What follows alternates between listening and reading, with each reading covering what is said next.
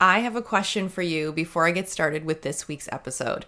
As a makeup artist, do you know who your ideal client is? And the reason I ask is because identifying who your ideal client is can impact a lot of what you do in your business, from who you network with to what you post on social to the type of creative shoots you're going to be doing. It can even impact how busy and profitable you can be as a makeup artist in your market. So with that being said, how much time, if any, have you spent thinking about this? My name is Angie. I'm a full-time freelance makeup artist and makeup artist educator, and welcome to the Artist to Artist podcast. In today's episode, I'm going to help you make better decisions for your business by getting you to focus on your ideal client avatar. You may have some homework to do after we're done here today, but once I started thinking about my own business with my ideal client in mind, my career definitely changed course, and what I needed to do in my business became very clear. If you've never heard the term ideal client or ideal client avatar, it's a detailed profile of your perfect client, and this could include things like demographics, their preferences, their behaviors, even the makeup products they're purchasing, things like that. It's basically kind of a fictional character you're going to create to embody the client you want to work with most. I know some of you may be listening to this right now who are probably thinking, what do you mean ideal client? I'm still new. I have no idea about the industry yet. If you are new, yes, get out there, explore, learn all the things, but what I want you to have in the back of your mind as you're out there learning is what type of jobs are bringing you joy, who are the type of people you enjoy working with, and what are the jobs that are earning you the most money. Maybe you're thinking, I have a lot of great clients across different areas of the industry. How can I narrow it down to just one? Do I even have to? Working as a freelancer does mean booking a number of different types of jobs and being versatile, but if you think hard enough about who your favorite clients are across those different parts of the industry, they're likely booking you for some of the same reasons and will have something in common. Your ideal client avatar is going to be based on research and insights that you're going to gather about existing clients you have or the clients you want. This research is just stuff that you're going to keep in the back of your mind as you're out there working, meeting new people, in your conversations with different people that you're going to be working with. It'll include information like age, location. You may also want to think about other factors like your client's interests, what they value, their lifestyle choices, the things they're buying, the products they like, the products they comment about in your kit. This is all stuff I want you to start paying more attention to. Creating an ideal client avatar means you have a good understanding of who your ideal client is, what motivates them to book you, what challenges they face, and how your services can help them with those challenges or just meet their needs. By putting all of this together, you can tailor your networking and marketing strategies, meaning what you post on social, who you network with, what you do for your branding, and your actual services to really resonate with your ideal client. And then you'll naturally attract more clients who are a perfect fit for the business that you want to build. Let me give you some examples of things I want you to think about when it comes to building your ideal client avatar. And I want to be clear, this could be an individual person you're thinking about if you're working in personal services like weddings and events, or this could be a company or organization you want to work for. So it could be characteristics of an individual, or your ideal client avatar could just embody certain characteristics of the types of jobs you want to have or the companies or brands you want to work for. If you work in special events and your ideal clients are younger and they love a certain makeup aesthetic, let's just use the example of the Hailey Bieber aesthetic, you should be sharing images of this type of look on social media on models or clients who are the same age as your ideal client. And you should have some of the products people are using to get this look in your kit. If a majority of your clients are focused on natural beauty and eco-friendly products where you live, maybe you want to focus on building your kit with more eco-friendly brands and talking about this more on social. If you want to do more commercial work, figure out who the commercial clients are in your area, check out the type of work they're doing, and post work with a similar aesthetic on your feed or on your website. Let's say a lot of clients are hiring you or asking you about how to do a natural makeup look for everyday wear on themselves. You may then want to specialize in teaching natural makeup application techniques or offering personalized consultations, personal shopping, or maybe even classes on how to create these looks at home. You can get even more specific, and maybe you want to do this for new moms or women in business. If your ideal clients frequently shop at certain locations where you live, maybe there's a salon they go to or a small business they frequent, You should think about connecting with those places and maybe doing a giveaway on social or running an event together so you can cross promote. I could probably run off 20 more examples, but I think you get the idea. By understanding who your ideal client is, what their preferences are, what motivates them to hire a makeup artist, you can really tailor your marketing, your networking, your kit building efforts to meet their needs, and then you'll ultimately attract and retain clients who are the best fit for your business and the type of work you want to do. I hope you're starting to see how valuable putting some time and energy into thinking about who your ideal client is. Now, the question is, how do you start doing this research and putting together all of this information? I think the easiest thing to do is start with a pen and paper, write down everything you love about the current clients that you're working with. And if you're a new makeup artist and you don't have a lot of clients yet, that's totally fine. Just write down all the characteristics of your dream client. You can get as specific as how much you'd like to earn, where you'd like to be working, the types of looks that you want to be doing, the area of the industry you want to be working in. And once you start listing all of these things out, then you've got the first characteristics of your ideal client there on paper, and you can start to turn these things into the beginnings of your marketing and network strategy. The next place you want to turn to is social media. Tap into your current audience. I know everybody has a following on Instagram. Ask your following what their favorite type of makeup look is. Is it natural, full glam? You can post a survey or a poll on your Instagram stories. You should really get into the habit of engaging with your audience regularly to get more info about the people who are following you and interested in what you have to offer. If you have a following of people who are more local, ask them what their favorite places are to shop or get their nails or their hair done. Ask them about their favorite local vendors. And this could become a list of companies you can network with or cross promote with eventually. This exercise is something you want to get started on right away, but it's also something that you want to continue to do throughout your entire career. You want to make sure you're staying in touch with what's going on in your market, the clients that are booking you, why they're booking you, what their interests are, what problem you've helped them solve, what looks people want. When you have all of this information, it will help direct all of the effort you're putting into your business. And once you know all the stuff about the clients you love working with the most, you know what you need to put out there and what you need to do to continue attracting more of these clients.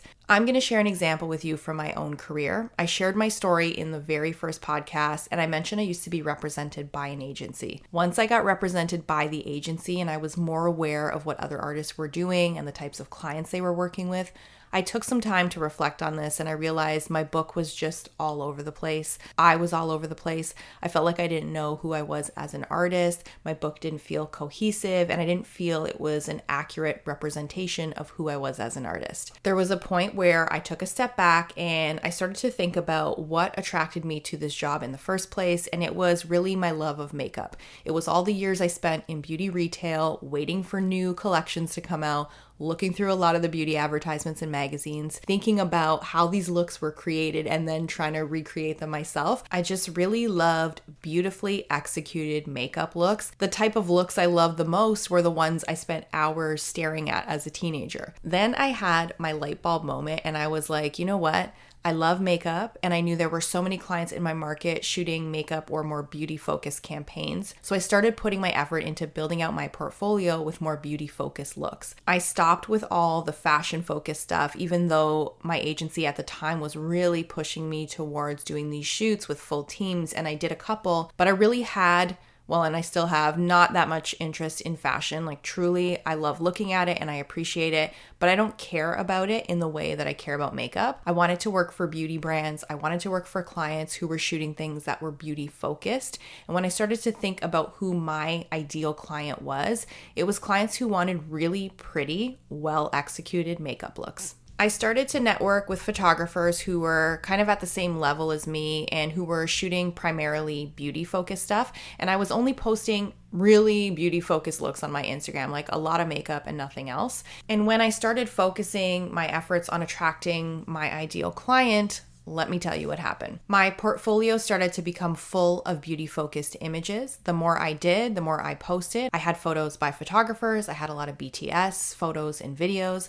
And then I started getting messages from more photographers who were looking for a makeup artist who was strong in beauty.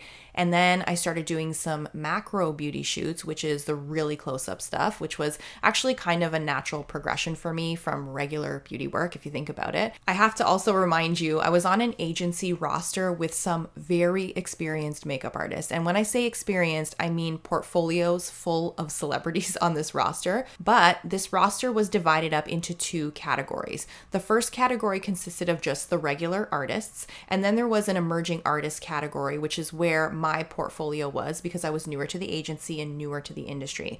And a lot of agencies divide up their roster this way. Let's go back now to a day, probably about 10 years ago, maybe more. I got a call from my agency and they let me know there was a beauty brand who was looking for a makeup artist. And because they had a smaller budget, they were only looking at the portfolios on the emerging artist roster.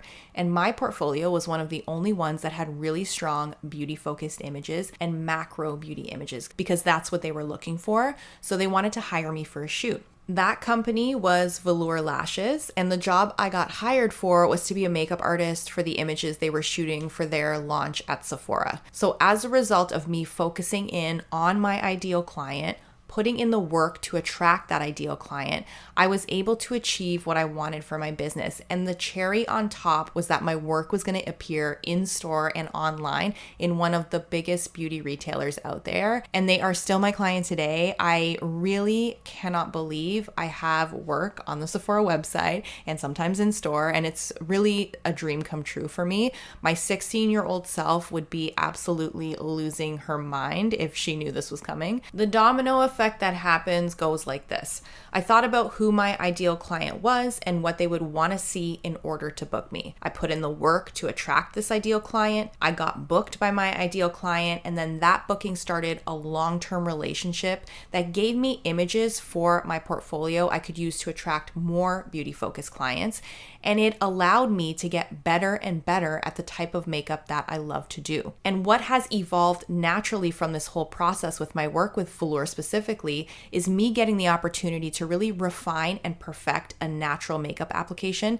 And this has translated into me attracting clients who really want to see beauty-focused work in the portfolio of the artists that they're hiring, but who also want to see really good natural makeup applications in these portfolios. So my focus on beauty has resulted in work for jewelry and other accessory brands, bridal, headshots, commercials, jobs where people need to look like the best version of themselves. All this came from me focusing on what I love about the job, the type of client I wanted to work with, the type of artist I wanted to be, and the type of makeup I wanted to be doing. I really hope this episode will encourage you to sit down and think about who your ideal client is. I hope this will encourage you to reach out to your following on social media, it doesn't matter how small, and start to learn about who they are. I really want you to listen to the people in your chair and ask them questions about their lifestyle, the products they like, the makeup looks they like, who they're paying attention to on social media, why they booked you. If you're working with a company or you're hired by a producer, make sure you find out about how they found you, who referred you, why they booked you for the job. This is all helpful information that you're going to take and incorporate into your business strategy moving forward. Another lesson I hope you're going to pull from this episode is to just remember to be intentional with what you're doing. Remember that you are a business owner. We have to strategize. We have to have some sort of business strategy. We have to know who we're advertising to. If you don't know these things, you're kind of just out here like a fish out of water, and it's a lot of wasted time and effort. I think one of the biggest challenges with having a job in any creative field is that there's a lot of emotions involved in this. And when our emotions take over, sometimes it's really hard to be logical with what we're doing, but you do need to be logical. You need to be intentional with the things that you're doing. It's important that you see yourself as a business owner as soon as possible. I talked to a lot of makeup artists, and I was similar myself when I was just getting started. You operate on a hope and a prayer kind of, right? Like you post things on social and you're posting because you hope somebody out there sees you, gives you your big break. But in reality, this is just a lot of wasted time and energy and sitting around doing nothing. That's even worse than anything else you could be doing for your business. I know this is a lot to think about. That's why I wanted to make this episode also a little bit shorter. These episodes that I'm doing with really important career kind of business strategy stuff, I make these episodes shorter so that you can really focus on the information I'm sharing with you. I want to make sure you're clear on it so that when this episode is done or when these episodes are over, you can start to implement these things in your business right away. With that being said, it will definitely be worth it for you either right now or sometime this week to sit down and make that list of all of the things you love about the current clients that you're working with. And if you're a newer makeup artist or you're just getting started, just write down all of the things that you want to do in your career, the types of clients that you want to be around.